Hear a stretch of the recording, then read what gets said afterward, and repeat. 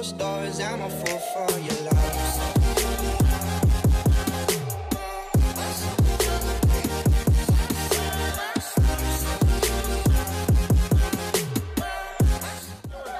Leave my camera partner alone. Oh, okay. Damn. We are here. This is our camera. Yeah, to call a camera partner, that's fucked up. She's my camera partner. Apparently she ain't got a name today. Her name is camera partner. Yes, You be camera partner. Subtitle that. Camera Like partner scribbles A. it out and then writes camera partner. Oh God, like I said, you guys, we have the lovely episode that's actually part 2, speaking on failure this lovely week. So we have Nekoda, we have Mike, we have Tamara, we have Julian, we have Sam, we have April, and of course we have introduce yourself, baby. I like this. I'm Bill Butts. And over here we have the wonderful, wonderful Peck table. I had to do that. You're I had to do that. Oh my God. So yes, as we started the previous episode, we began talking about failure and why it's important and the different types of failure. We first talked about the first 3 types of failure, but there are actually 9. So this episode we're going to be speaking about the other 3 types of failure and why some are needed, why some are not needed, and what happens depending on which level of failure you're in. But before that, we're starting off with some top news of the day. All right, chums up. Ready, guys? Let's do this. Leroy Jenkins. Really, nigga? So, my lovely, what we call it, camera person A or what? Yeah, I'm camera person A. Yeah, camera partner A. She found some lovely news stories that just made me go, that I had to share with y'all because these news. So, first news story. A mother is suing Tesla because her 2-year-old ran her over with the car. Hold up.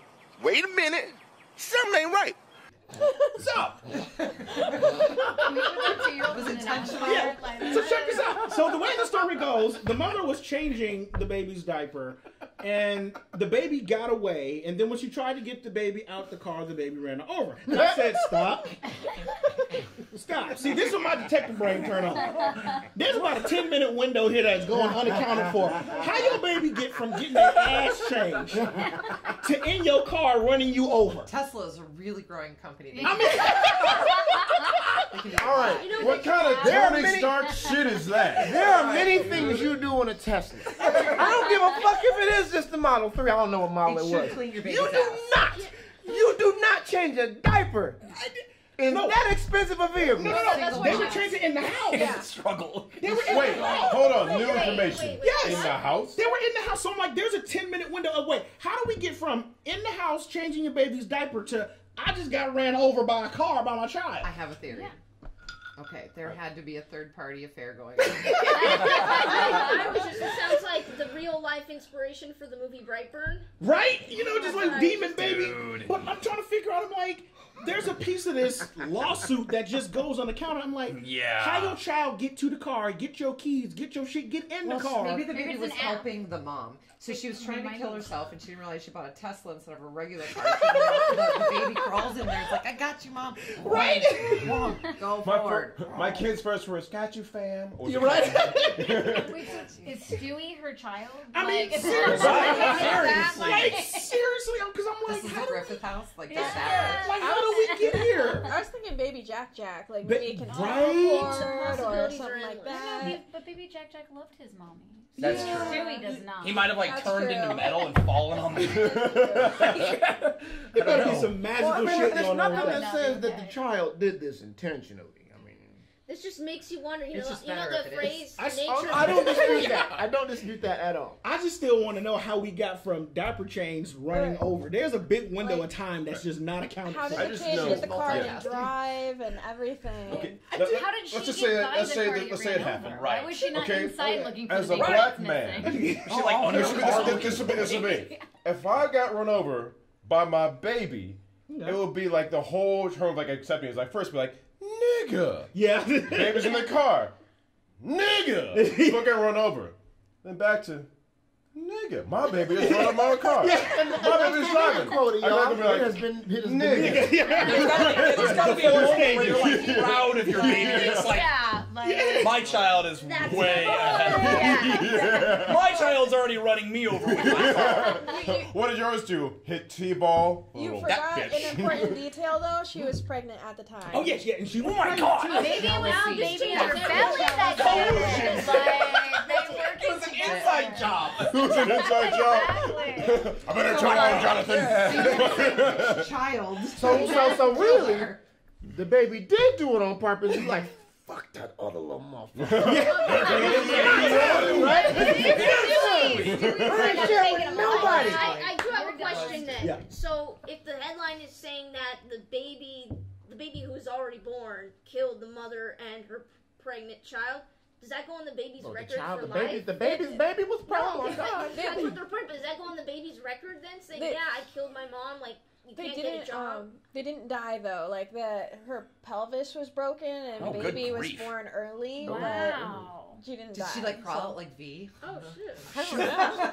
Should have aimed for the head. So next story. All right. It's gonna make for a really good bumper sticker though one day, right? The baby's first words. Next on the CW. Right? Exactly. Baby Mary. Oh my God. My child's So running next people story, over. the title starts with Florida Man, so you know where that's God. going. Yeah. Florida man and your birthday. I feel my vagina Google in it. question.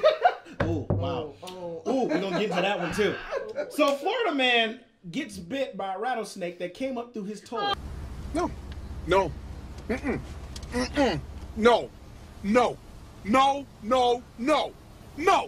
Hell no. No. I refuse. No. Oh, yeah. Lord. I can't question That's the nightmare logic of fuel. this because you said Well, Florida. The reason number I can, 706. the reason why Don't I go can, for it. because my mom got, well, she didn't get bit, but a snake came up from a toilet with her when she was living in Louisiana. So this is something that does happen in the South. Good on that, Like, thanks. this is why, although I am from the South, I don't live in the South. Because, see, I'm not trying to Is be that the taking a only shit. reason? Many. It's many. They don't really like people that look like me very much. But anyways, Goatee? another thing. Uh-huh. It's goatee. They're kind of out right now. Yeah.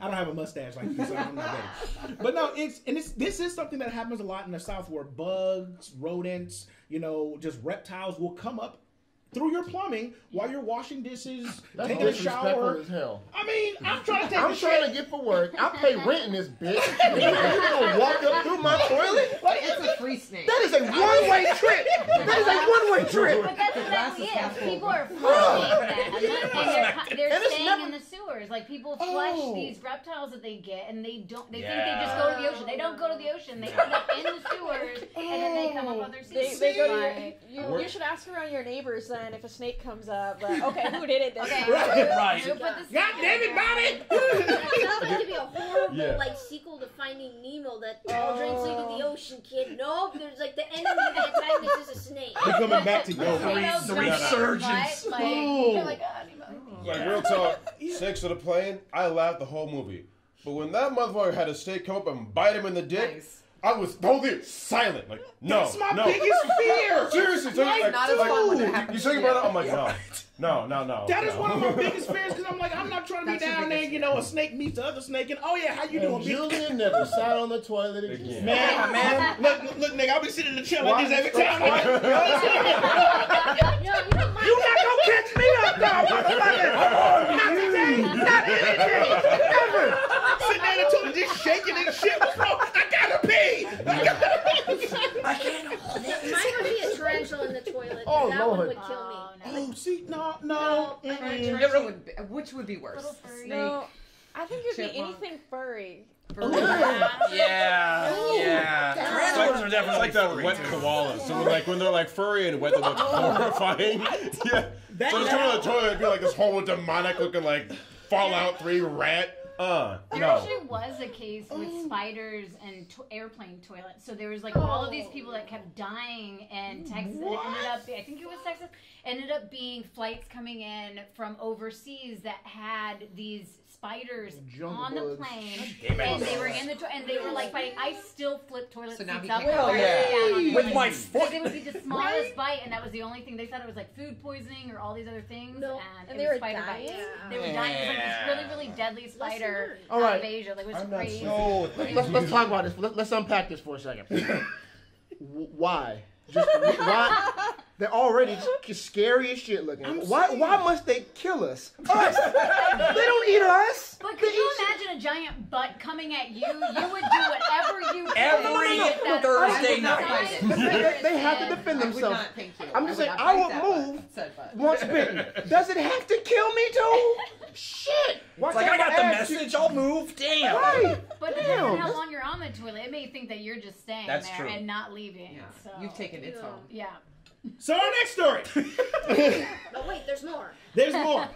So a pigeon pulls a homie move and I've heard this flies one. right into the camera area where a guy almost got a speeding ticket, basically helping his homie out God so the pigeons. camera cannot pick up his face.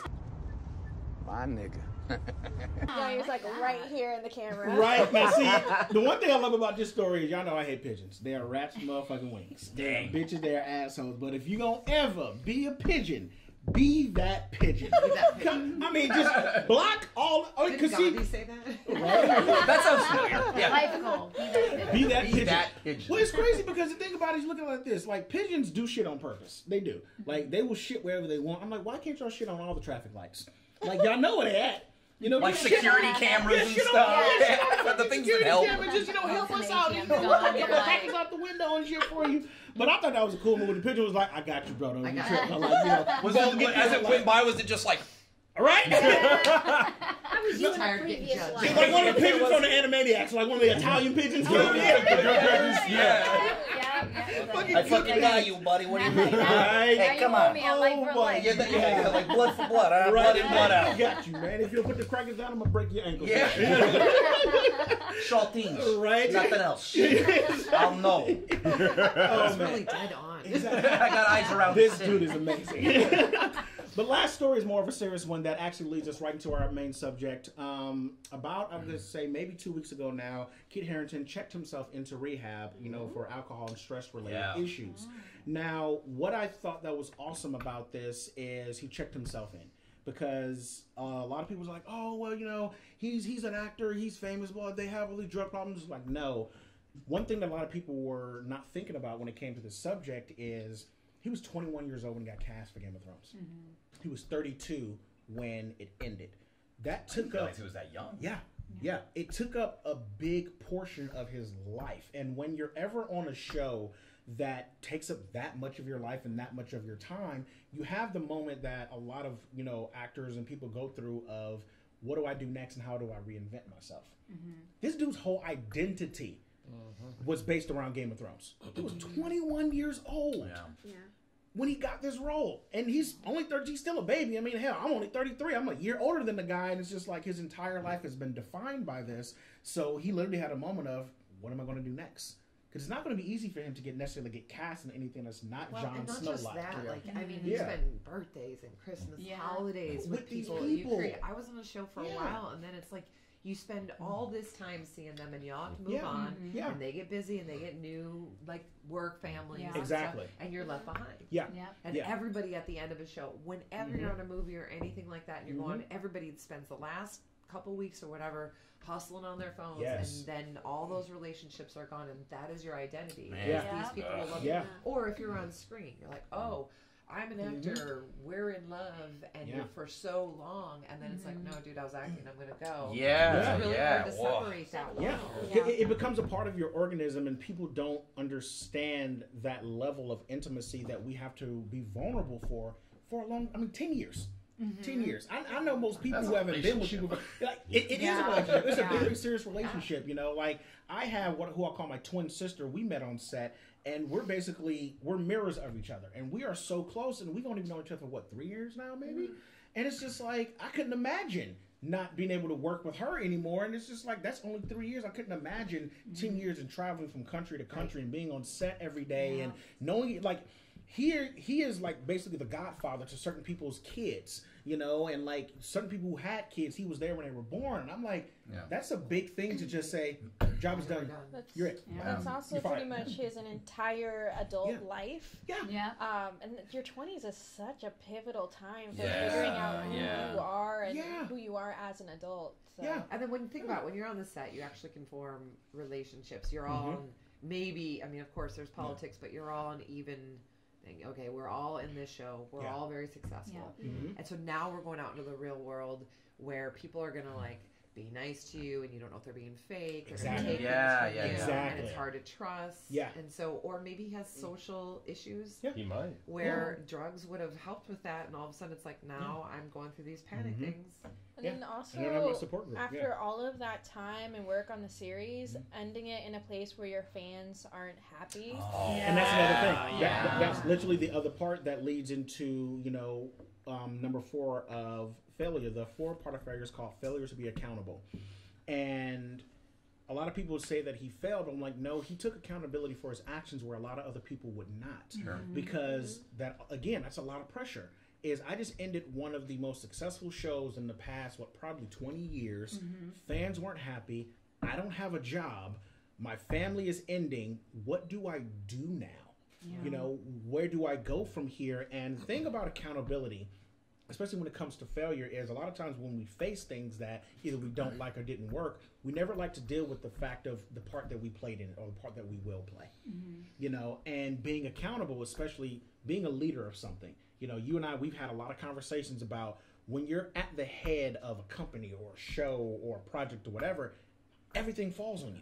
And it's so lonely at the top sometimes. That's why we were having a great time. It's like we can be peers where I'll notice you're just sitting there. People will talk to me and they'll wait, till I'm done speaking, thinking, am I going to get in trouble? Of my next role have to deal with this? And then it gets lonely. Or when they're doing crap and you yell at them, and then all of a sudden you're the bad guy. Yeah. But then, when they get the product, then they're like, yay, we love you. But it can be really lonely. And it is, especially when you look at cases of, I can say the big time celebrities, even down to folks like us.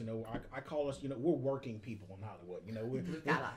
We gotta work to eat. It's a different type of pressure because you have to look at more things than just yourself.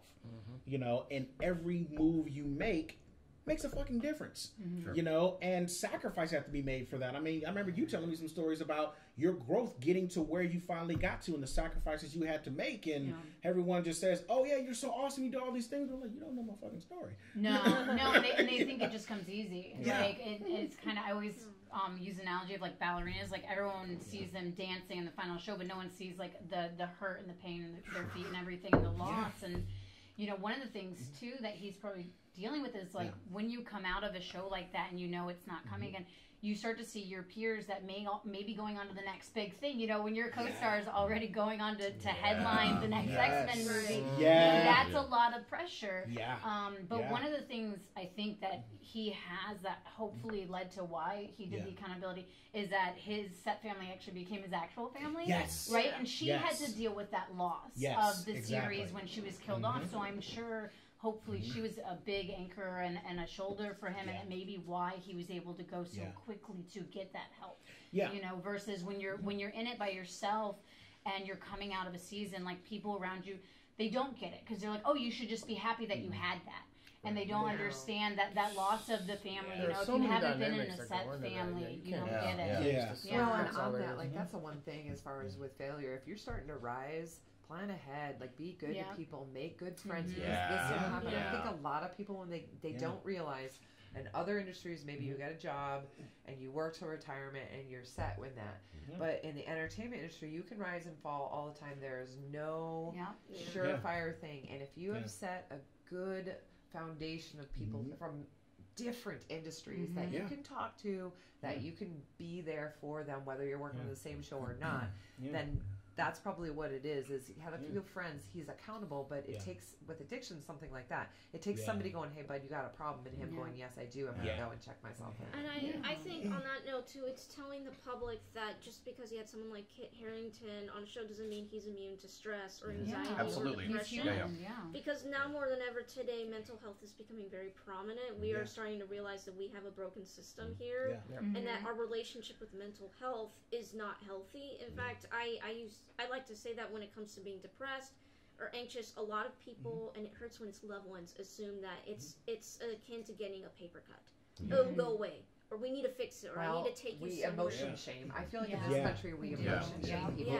You're not supposed to feel that way. You're not strong enough. You're a lot of times, like, put a brave face on. Don't let any on Facebook and everything, all the social media. It's like I'm going to show pictures of when I was working and nobody knows that you're sitting at home crying in your shower, you know, eating your Gatorade with them.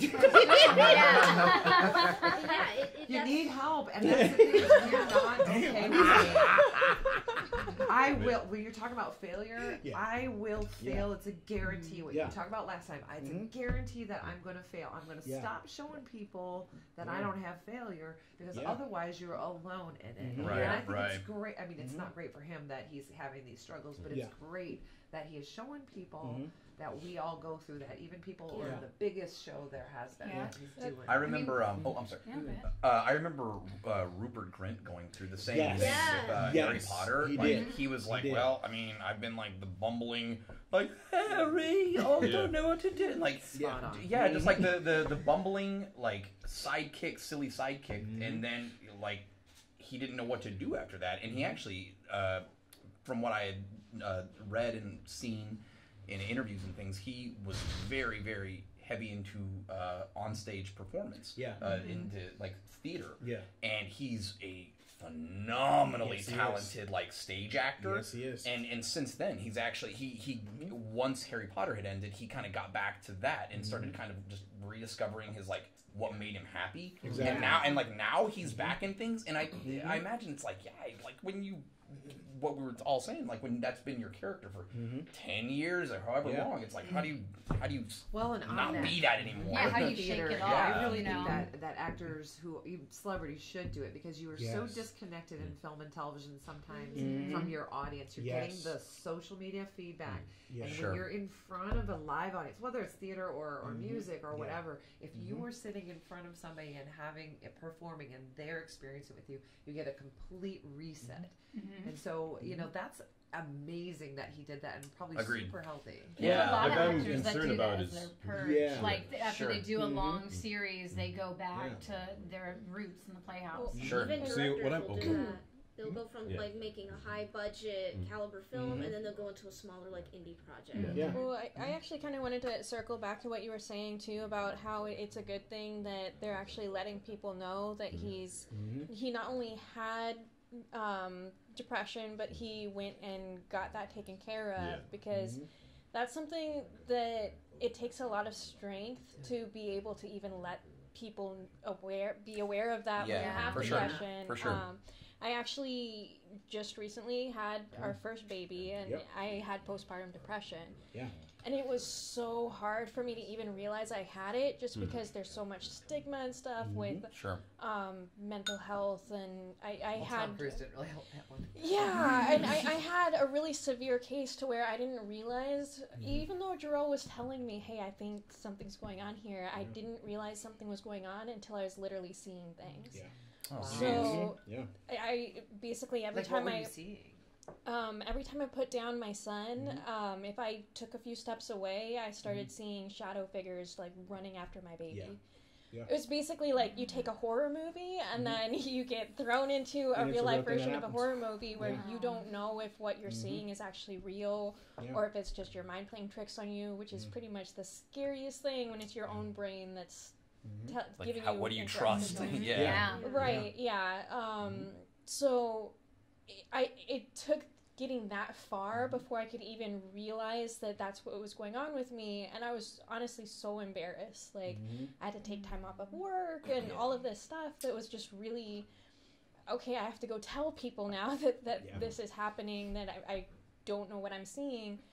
And after kind of getting past the initial embarrassment and all of that, I actually decided to do a Facebook post to let people know what's going on, because I realized if I'm struggling with it this much, there could be other people out there. And when I did that, I had other people reaching out to me saying, "Hey, I'm struggling, but because I saw you do this, I'm going to go get help now." So it is really, really important to actually acknowledge when things like that are going on. I mean, it's I hate to say brave, because I don't want to, I don't know, sometimes that seems condescending, but to brave to say something, to know that it's not just for you, but for other people. Yeah, sure. Because there are so many people. I will sit there and troll. I'm a Facebook and Instagram troll.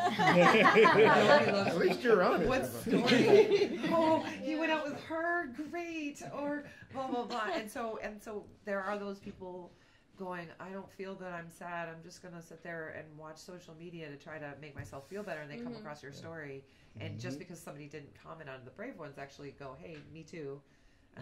But the ones that aren't, they're sitting there, you know. I feel like that's the next step, not only recognizing, admitting it, but also to be received by it.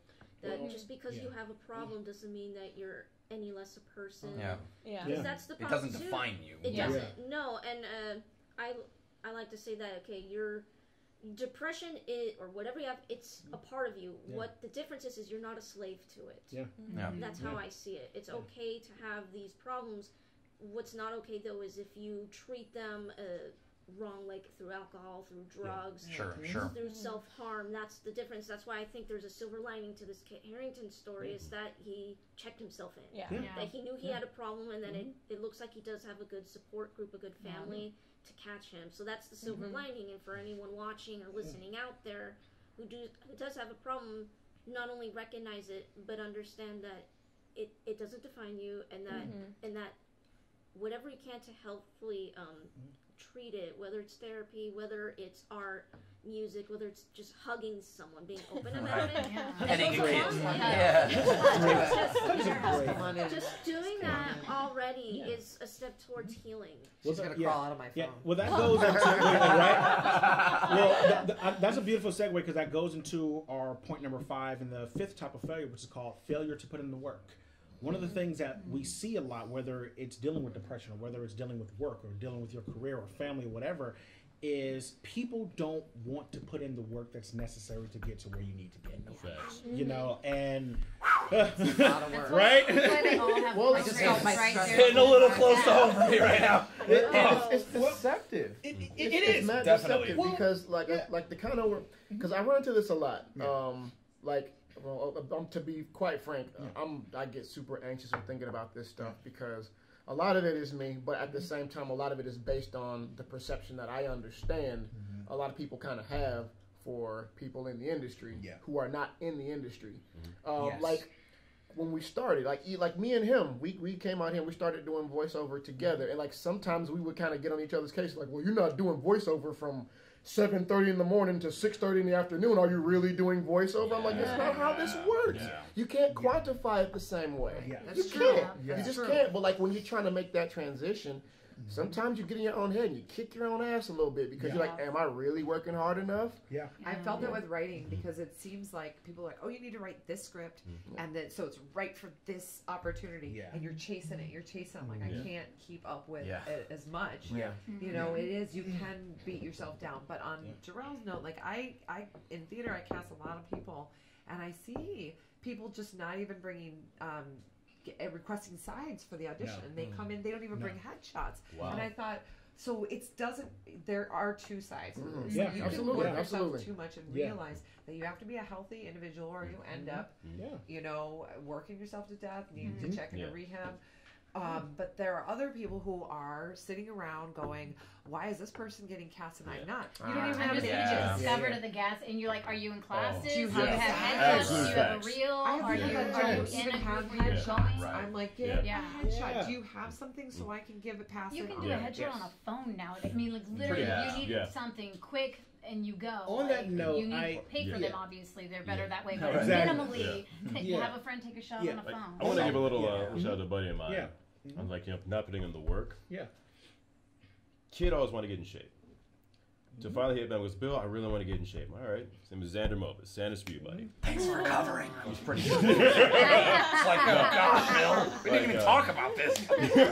You son of a bitch. I'm gonna have a family. Okay, but props to this guy, because Xander really wanted to get in shape. So a year ago, he goes, Bill, can I just go to the gym once? I'm like, all right, let's do it.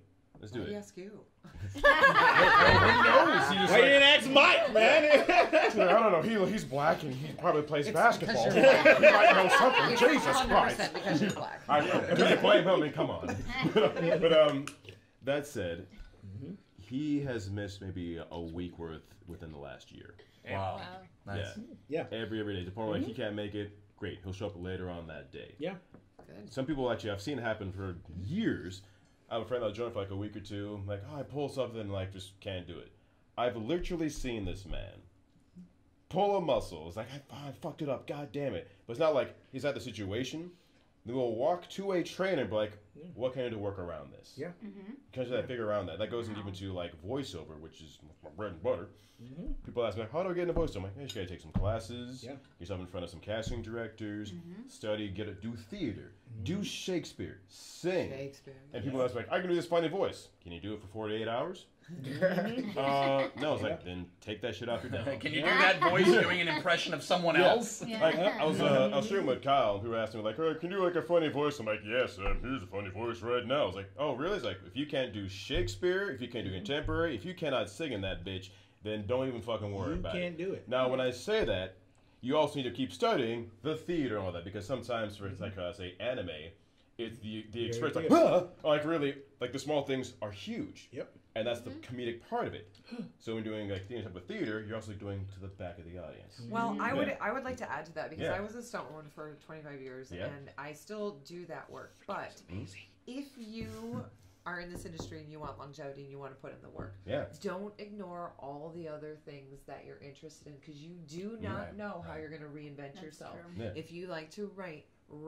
If you like to direct and just sing, even like if you like to do anything, just continue to do it and meet those people and cultivate those, so that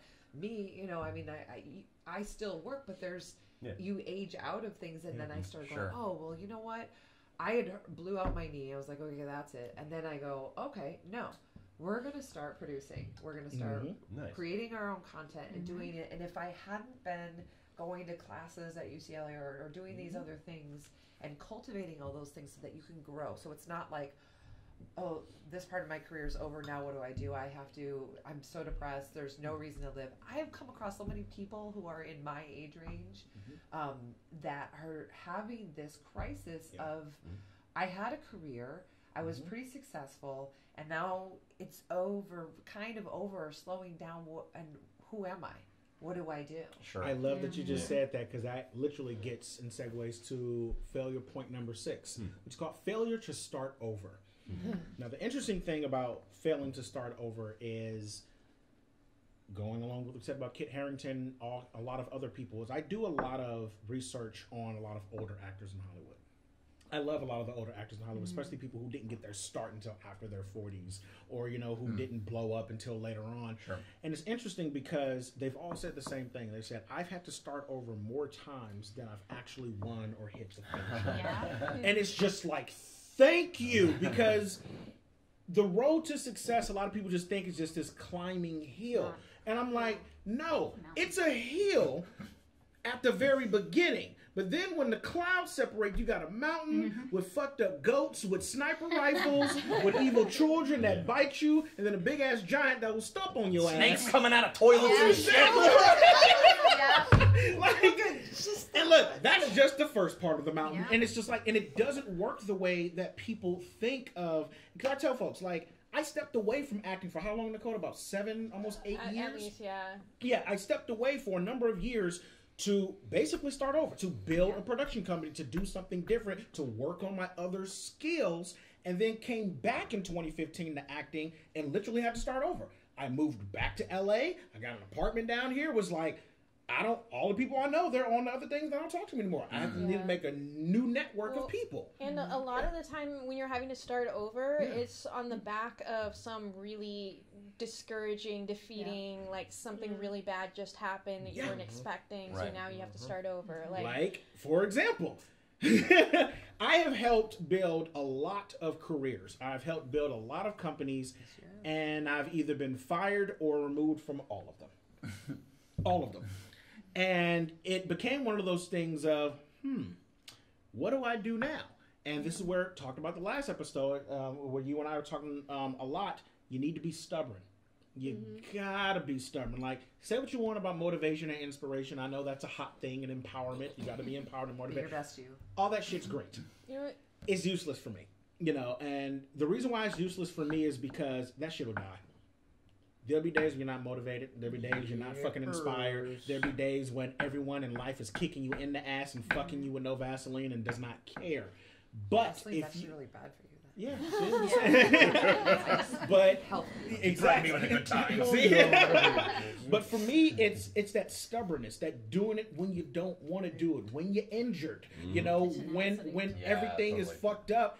That's how you get there. That's how you work past Same all thing that with shit. Depression, to tag it out. If you're depressed, get out. If you're depressed and you're sitting there, I mean, I'm not going to sit there and downplay anybody who has chemical issues and things like that. But get out. Like, get out and force yourself, even if you don't want to. I just...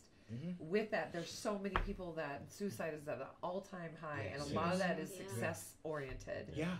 And so if you succumb to that, like do it for yourself, do it for your friends, do it for all the people that are not going to be able to see your art. You have to be stubborn. So on that really affected me, because it's like you have to be stubborn. I do not care if I need to start sewing costumes. I play a game.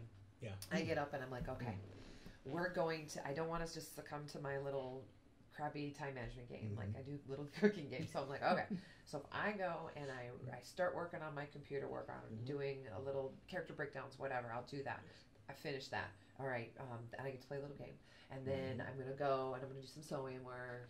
All right, and then I'm going to do a house chore. And if I break it up, it's little enough that I can get through 20 to 30 minutes and reward myself. You change shit in your brain. So when things aren't working out and then you're putting a lot of of work. And that's stubborn. If you're depressed, if you're not, you don't know what you want to do with your life, then I met Jarrell through a friend, and he is a huge inspiration to me, and he's always encouraging me. Meet people to encourage you. Walk away from people who aren't. Getting friends that level up. I have this amazing group of women that every day I'm like, I am not doing enough. No matter how much I work, I see what they're achieving, and it pushes me and it drives me. But when you are that atypical, trying to push and trying to get further and trying to change the world, you do get to a point where your light goes out. The world will get you down. There's going to be weeks at a time. We do this thing actually where we just send a light bulb to each other, and that's all the text is a single light bulb. You don't have to say why, and with the minute that you have 30 minutes, you call the other person, they get to vent for 10, and then you spend the next 20 telling them why they're amazing, what their goal is, and how to get back up. Great. Because there is so much darkness in the world that to be a light can be hard. But if you find that network of people that helps you and they're going for high stuff, you're gonna keep going. But if you surround yourself with people that are just sitting on their couches and not wanting to do anything, it is hard to elevate because they're gonna want to pull you into the darkness versus letting you shine. I like there's one thing I kind of want to add to this conversation. I like comparing things to others to make it easy to understand. And for me, trying to reach success in the entertainment industry is you have this really steep hill that you need to get up, and you have to get up it in one of those ancient beat up cars that won't start, where sometimes you get so close to the top of the hill, you can taste it, you're so excited, you're almost there, and then your car gives out and you go all the way back. Backwards. The thing about it is too, if you're in the entertainment industry and you have a family, now you've got your spouse in the car with you, and you've got maybe your kids in the back seat that are crying because they're hungry and they need things, and you just really need to get over that hill. And that can make it so much harder depending on who you have in the car with you. Because if you have somebody in there who's nagging you about why didn't you do it this time, or all of that, then that makes it even less likely that you might just, you roll back, okay, I give up this time because they need stuff, we'll go over here instead. But if you, along the way, you start meeting your friends that are supportive, that can help give you a push to get you going, you have a husband or a wife in there who's encouraging you, telling you you're gonna make it next time. I need one of those. Find me. Oh, shots out. Let it go. Here, I'm going to throw in a little thing here real quick. While you debate on killing Jarrell, real quick, best analogy I can give right now is the same as Julian understands is the gym. It's a lot of hard work. But you quote me on this, the last few reps are the hardest bastards ever. Or we're actually doing the microcharge, we're actually building it. And you stop for a second. and that's where the healing and the true growth happens. And the same thing goes with the industry, like that bit of failure. You went to failure. Yeah. Okay, great. Pause for a second. And that's where you're getting better. That last bit, it could be the worst audition you have in your entire life, but like that's where you learned and you grew the most. Yeah. And that's a big thing right there. I remember having an audition once, and it was for like a horror film, and I was supposed to be like a captive, and I went in there and I'm bawling and I'm screaming and everything, and the guy's like, "Thank you for your emotion." And I was like, wow.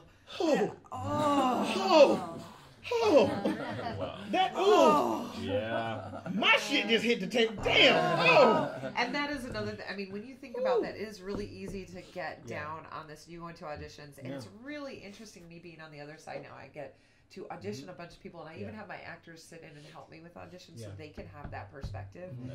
You have no idea why you're not being selected. I'm sure you've talked about this. That I have a feeling that I was not the right type, that they were just being patient, and like a lot of people wait, like he's doing now, waiting for me to stop speaking. I am not. But you don't I'm literally to the story. I'm like, you don't know. When you go in for an audition, it may be the best audition of your life. They just were not looking for you. And there are so many times when I watch people that come to me and they have an attitude because they had to wait a little bit longer or whatever. And I'm like, look, I am trying. I got a line out the door. One time I had 300 people, and I was like, I have seen every version of you. All right, and you're here trying to have your dream come true. You are not working at Denny's getting $5 tips. You're not. You are here, and I know your time is valuable, and I am sorry for that. But you have to go in there and realize that you have one shot. That's real. And it may not get selected. It has nothing to do with you. When I first started producing theater and I was producing other people's work, I would humor these writers who I didn't select, because they would email me, which is really unprofessional. But why didn't you choose me? And I was just like, it does not have anything to do with your talent at all. I am looking for a very specific thing and how they work together. When I cast people, it's not just how good you are. There are so many talented people out there. It is, if you have chemistry with this person or your attitude is huge. We talk about that. I'm finding that out more. I've had somebody come up to me and be like, I like to get to know them. I'm like, who are you? What do you like to do? And sometimes they'll tell me the resume. I can read that. I can read it. All right, I want to know about you. And one woman said to me, she's like, you don't want to know anything about me. I'm boring. I'm like, oh no. So basically, you just took 15 minutes of time. I'm stressing to get to the 300 people out there and pay for this this audition space in time. And you just came in here and told me you did not want to tell me anything about you. What? I can't cast you. What are you doing? And this is not one person. This is half of the people. So then I'm like, I feel so bad when the audition is over and there are people that are still waiting in line and they just didn't get their opportunity because somebody took their spot. You are doing your dream. Show up and realize you're doing your dream. And that's another thing I'm learning about, or I've been having to learn over these years, is perspective. Yes. And that's why it helps too, if you are going to go into the entertainment industry or any industry, you need to know the ins and outs, what goes on in front and behind the scenes, because I'm a creature performer. I love this craft of being able to bring these such unique, interesting characters to life. I love monsters. That's just who I am. But I've had to learn what goes in behind designing them. I call it like the evolution from conception to the concept artist to the makeup team to the director, even to the writers, everything. I want to know the ins and outs. And that not only benefits me as a performer, it helps me to value the other people that come in, the other people who don't get credit. And then at the same time, when I'm going through casting, and this has been what I call my failures, I really have been able to get a really big thing. I can say I play creepy kids, but I know I'm more than that. That I get it. As an actor, it kind of kills me. It just it breaks my heart. Can I tell you a little something from somebody, a little old lady in this? It used to be actresses were 5'4" to 5'7" to double them, and then all of a sudden, Charlie's Angels came out, and I just happened to be 5'10" at the right time. And so right now, it isn't working. Oh yeah, but it will work. That I'm aware of too, because there's always a demand for new things. We after a while people are going to get tired of taller ones. You never know, but I'm patient because I know how this industry works, and that's what I'm saying. You need to have a good, healthy perspective. And don't have a home to go home to. Do not have someplace in the Midwest who's dying to have you come back there and work at their Hardee's. Right. Have it be Damn, you. Woo, she's at Hardee's. Now Carl's Jr. Ned Parties. Well, you're pretty memorable. Like maybe you won't be wearing a mask. Maybe it'll be you up there. Being the lead role. Well, exactly. There's also things now like mocap that gives opportunities to actors who never would have normally been able to play that role. Yeah. But now you can be anyone in the entertainment industry. Well, that gives Richard Norton doesn't look like a dragon, but he's one of the heads of King Thor. I'm just saying. Well, I've been training under that. Yeah, well, on that point, that's why I think that failure is so important to understand, that it gives perspective, because losing doesn't mean you've lost unless you don't quit. And it's hard for me to get a live action role that's not a thug, not a military guy, not a basically, not the black guy, things like that. But it's funny. I gotta have a joke. It's facts. I deal with it too. See, exactly, every day. There's like, you want to play a slave? You want to kiss my black ass? Yeah. Dude, it's so true. I turned down a slave in a porno film. Yeah. And I was just like, now that's something for the resume. I did not. I was a slave number 6 in Bubble Butt Brazilian. Bride number 17. But the thing is, it's like, it's real, and it's like, I looked at it as, okay, that doesn't mean that, I failed or anything like that. It's like, I don't fit for that motherfucking role, because that ain't gonna happen, but I understood that my goal is elsewhere, and when you're stubborn, you have to go, hey, just because I didn't get this one thing doesn't mean that something else isn't coming. The big announcement came out that I did the Dragon for Game of Thrones and other characters and things like that. But I told people that was on literally the precipice of failure. When I got that role, we had an eviction notice on our door. Okay? We were struggling to pay rent. Damn. Working actor. Exactly. Yeah. We were struggling to pay rent. And I say that to say this is, when you're looking at someone who's successful, don't get fooled by the fact that they're doing all these awesome things. And Lisa, something you said earlier, that, sometimes people, they only put up the successful things that they do, but you don't understand the work that goes behind it. Mahershala Ali still has one of the favorite quotes he said about being a working actor. He said, acting only takes place between action and cut. Mm-hmm. But there's so much other work that goes into it that people don't understand, and how we literally, when we're done with the job, we're fired. And by the time that movie actually comes out, you could be broke again. Right? It is so real. You're showing up for the premiere, and you're like, basically, I got a tag. Your shit is rented. Your cousin Ray drove the fucking limo. That got lost 5 times. Right? Exactly. The girl you picked up on the corner to be your, because your other girl that left you. The shit is real, right? It's like, it's like, but that's real, because that's a part of the journey that people don't understand, and it's like, what's his name? Mark Ruffalo has one of the best things ever about when he got cast at the MCU. He got turned down for 199 roles and wasn't working for 7 years before he got the call from Marvel. That's Mark Ruffalo. This dude was already an award-winning actor and doing cool shit. And he got turned down for 199 roles. It was like, no, can't use you. You're a rom-com. No, can't use you. You're too pretty. No, can't use you. You're too old. Mark Ruffalo, of all people. Do you know the story with Paul Bettany as well? The Vision? He was literally sitting on the sidewalk on Sunset Boulevard. His agent told him, you're not going to act in this town again. Your career is over. A few minutes later, Josh Whedon calls him and offers him the role of Vision. And it's just then he fired his agent. Yeah, right?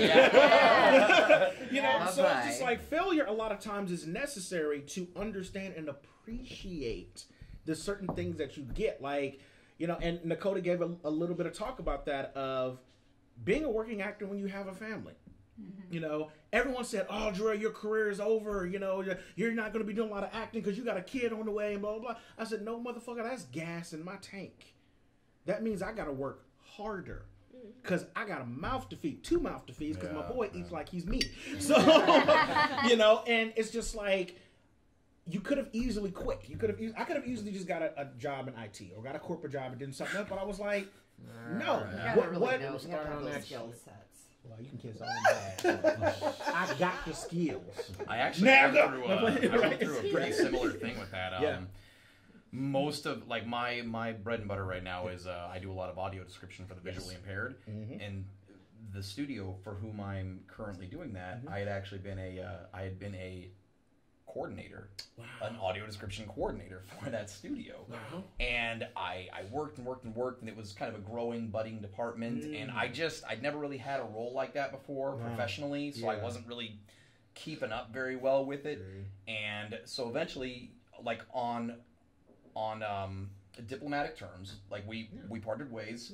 And a month later, I went on unemployment and everything, and I was collecting.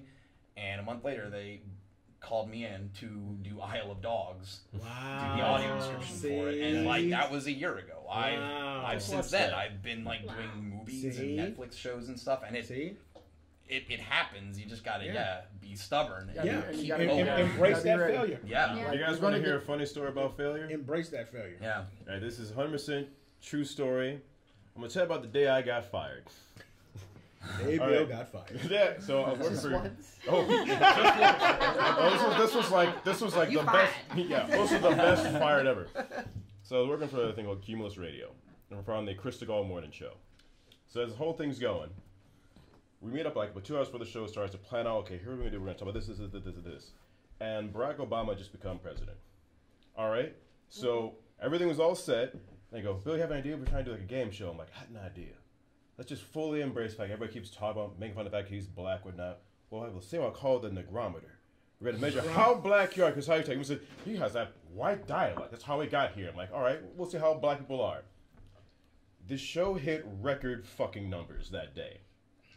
People were calling, okay, how's black? So we had, we had like Grant Gumbel all the way to like Samuel L. Jackson. We had this like machine blew up. People were dying. Phones off the hook. Walked out like, fuck yeah. We got that. Shook hands. I walked out. Head of Cumulus walks in, goes, Bill, that was the best thing we've had in a minute. But I got to fire you for like a month because that broke but every rule we had. I was like, shit. So the college I was going to, it actually got me like work there. So I was like, I done fucked up. I got all the way back. The school heard it too. Within a week, I ran the radio department at the college throughout the next 2 years. I'm like, nuts. Yes! You never know where you will fucking lead you. It's funny because like when I came to LA, I had been doing commercial print acting and modeling for a number of years on the East Coast, and I got out here and I was a full-time engineer, and I kept trying to get into science roles. I was like, I want to be the scientist on this. I want to be the engineer on this. I want to like be the mathematician, anything.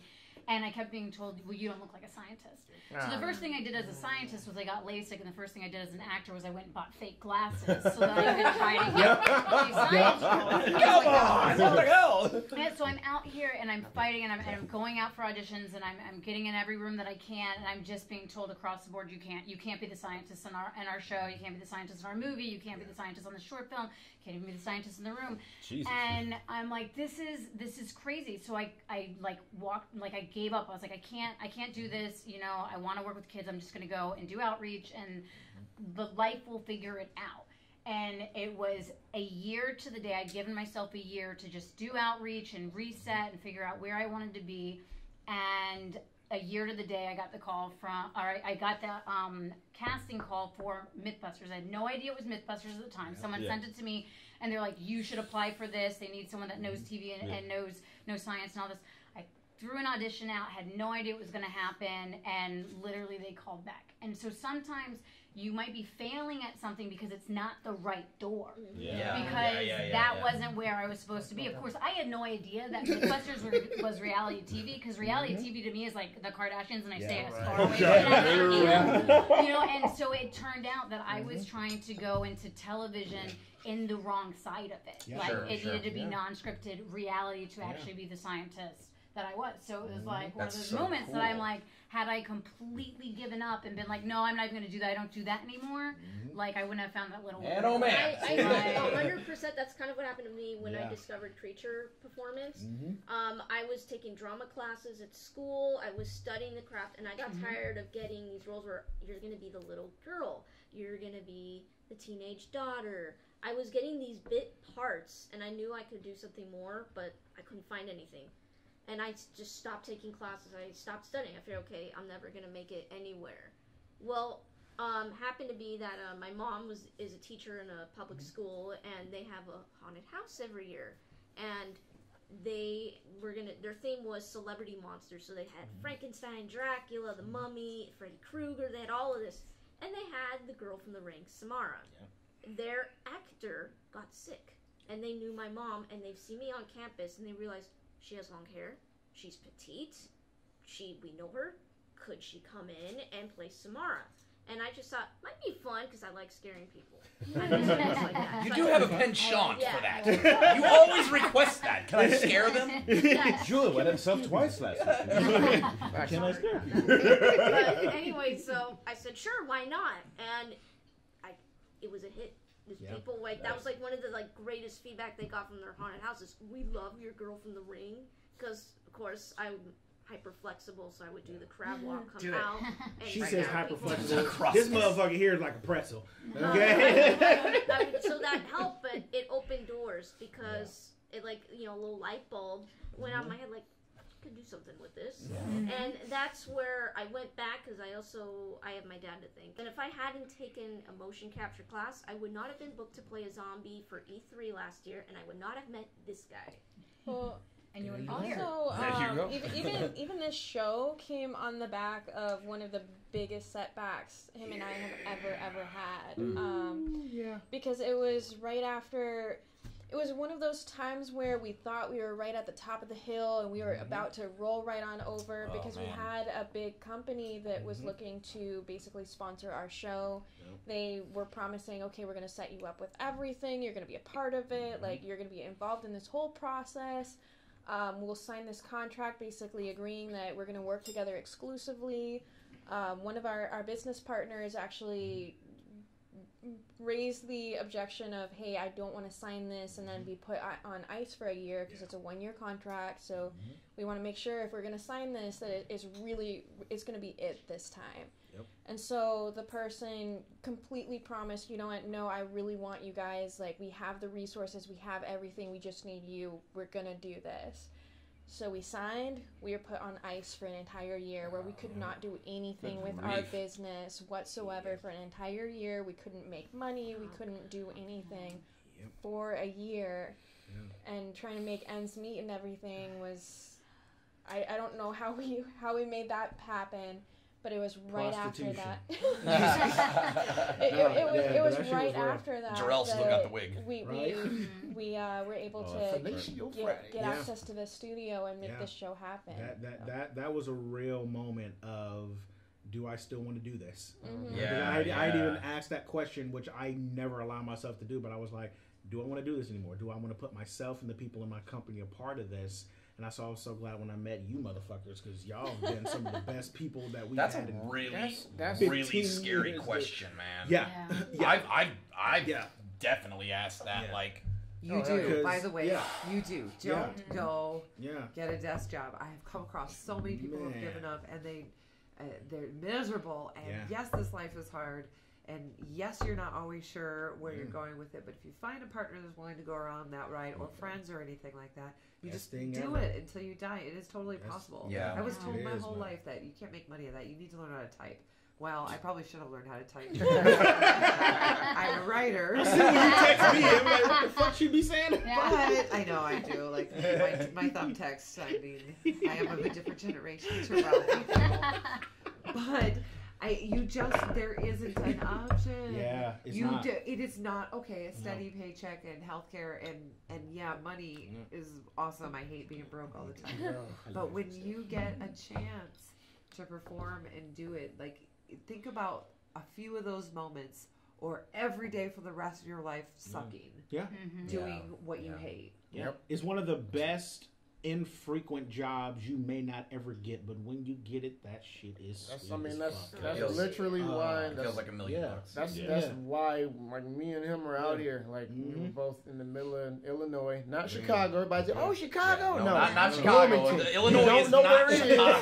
That's okay. Yes. But no, I was doing IT for State Farm Insurance, and I like working with my hands. I like building computers. I'm literally the man in the chair. But more and more, I was the man in the chair in the cube on the phone talking to the man in the chair at the place doing the things. I wanted to be the guy doing the things, but they wanted me to be the guy in the cube fuck the cube. Yeah. So it was like I had a choice to make. I don't have kids. I mean, money's all right, I guess. Yeah. But you hit all your goals. I was stable. I was comfortable, like Mom wanted, which is great. Shout out to you, Mom. That was a good goal. Because it made New Game Plus even easier. Because that's exactly what this was. Moved out here because we didn't have shit. Yeah, you like all that stuff is real. Yeah, sometimes you sleep in your car. We definitely you slept in our cars. a couple months at a hotel, and by couple I mean. Yeah, right. Sometimes you Airbnb with a crazy lady who wants to eat your frozen pizzas. Yeah. I will tell you when I first questions on that later. Sure. When I first got into stunts, I was doing a bunch of jobs, but then I got this audition. I had auditioned for Kill Bill, and I was up for the running. Yeah. And I was like, and then when I didn't get it, I was like, fuck this noise. This isn't, and I was crushed. And so when I went into this audition for this show, that was kind of a Charlie's Angels spinoff. And I was kind of like, this guy's like, oh, all right, you do all this martial arts. And he put my resume down. And he's like, put the camera down.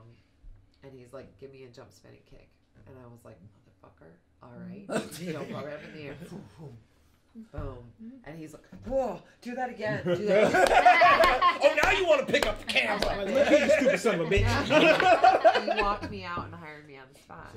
Sick. I went from, I could not believe when I opened my first check. What I made that month was what I was making the entire year. Right.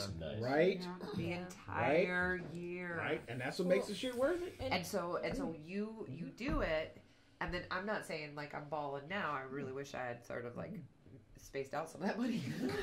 But at the same time, you come here and it's great. It's wonderful, and it's work.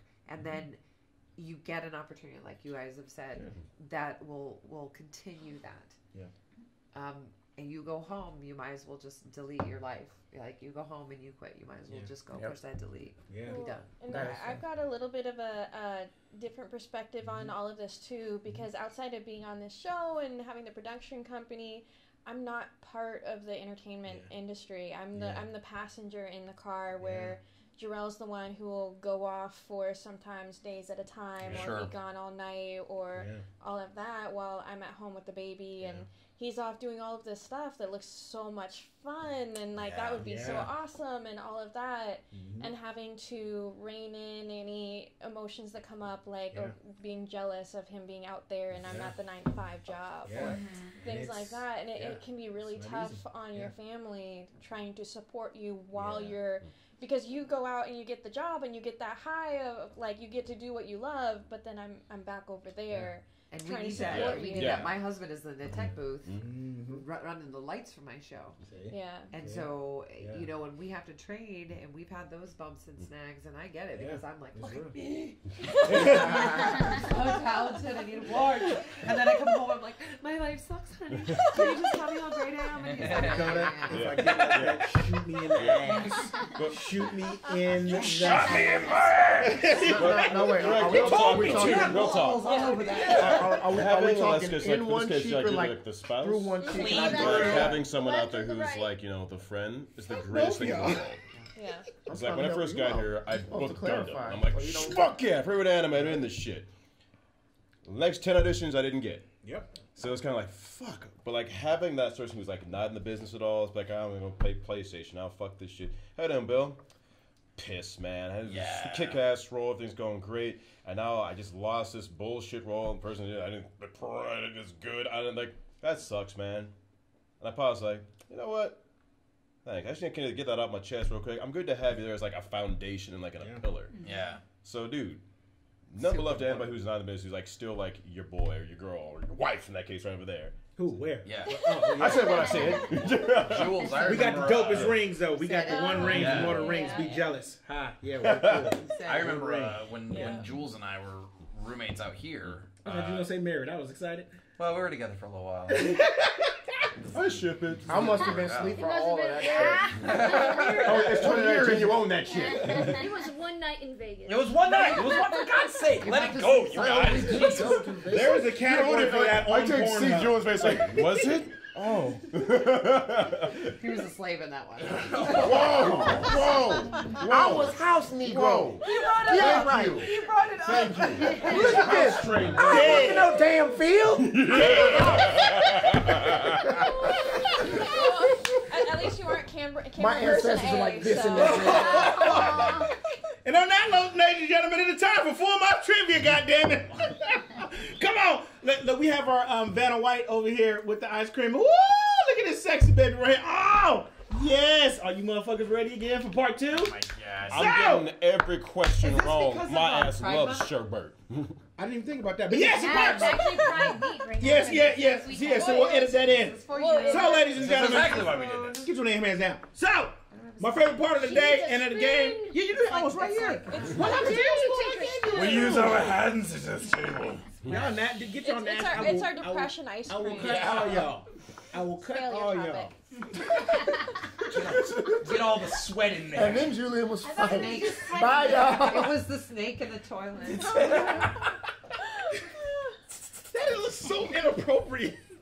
Anyways, the way Full Mouth Trivia works is I will ask a series of multiple choice questions and you will have to pick one. If you pick it correctly, you don't have to put food in your mouth. If you are incorrect, you have to put food in your mouth, but you cannot swallow or you cannot swallow it. So you have to stay in your mouth the entire time. Well, what about swallow it?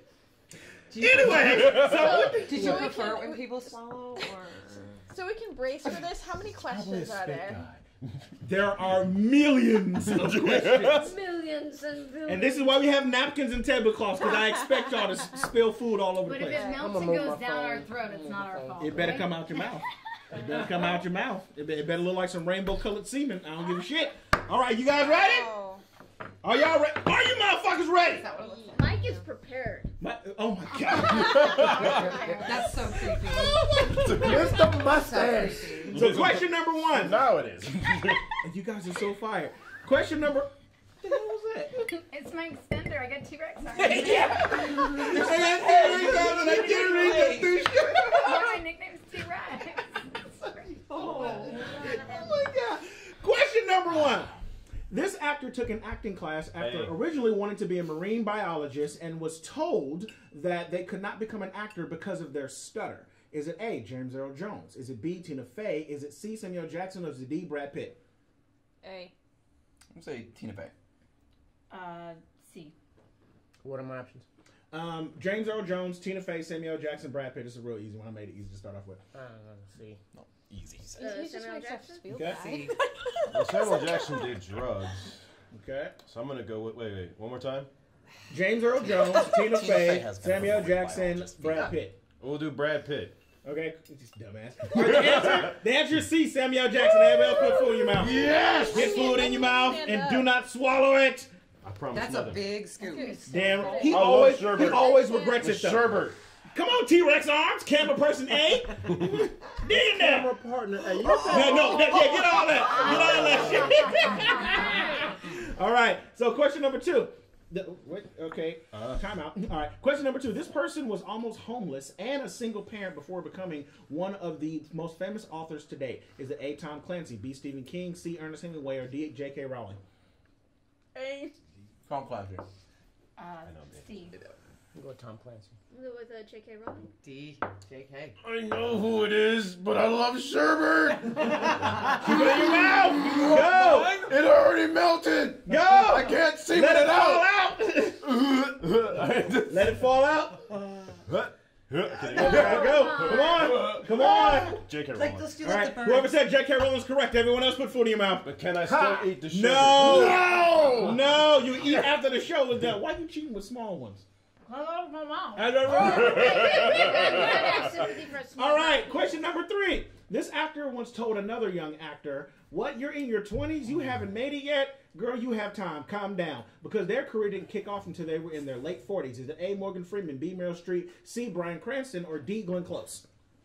B. I'm going to say Bryan Cranston because I just want to mention him saying, "Girl, you got time."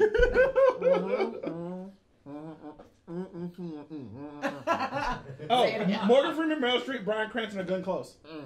Say it, huh? Okay. Morgan Freeman? Glenn Close. I'm going with Glenn Close. Whoever said Morgan Freeman is correct. Everybody, you was the fool. Yes! Boom. All right. Ready? All right. Who said this quote? Failure is simply the opportunity to begin again, this time more intelligently. Is it A, Nikola Tesla? Is it B, Benjamin Franklin? Is it C, Henry Ford? Is it D, Bill Gates? C. B.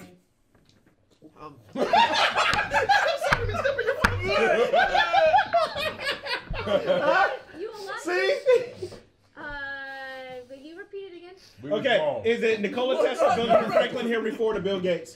Henry Ford. Okay. Bill Gates. Okay, it's Henry Ford. Thanks. See, you'll see. Yes, we have 2 more questions. All right. Ibuprofen. I love this game so much. All right. Who said this quote? It's failure that gives you proper perspective on success. Is it A, Johnny Cash, B, Ellen DeGeneres, C, Stan Lee, or D, William Shatner? D.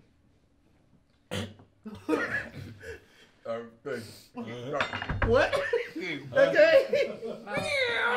Okay. D? Okay. Okay. Okay. Everybody wrong. It was Ellen DeGeneres. Yeah. Man, that's such a fucking Ellen thing to say. Right? What the fuck did we think, man? I am proud that I made it this far. All right, question number 6. Right? This failed invention was meant to hold equipment together on ships, but has since became one of the most popular items to own. Is it A, a slinky, B, duct tape, C, Velcro, or D, general adhesive? Duct tape. Okay. Okay. Huh? Huh? B. B? B. B? Okay. Oh no. Which one? Macarena? Slinky? Okay. Okay. Duct tape? What's the answers?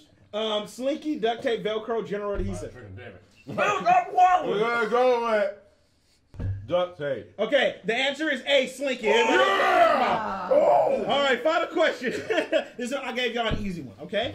What gaming company initially started off as a failure due to recalls, but eventually, because of heightened sales, became a success only 4 years later? Is it A, Atari, B, Nintendo, C, Sega, or D, PlayStation? Mind you, this is a company. Nintendo. Okay? No.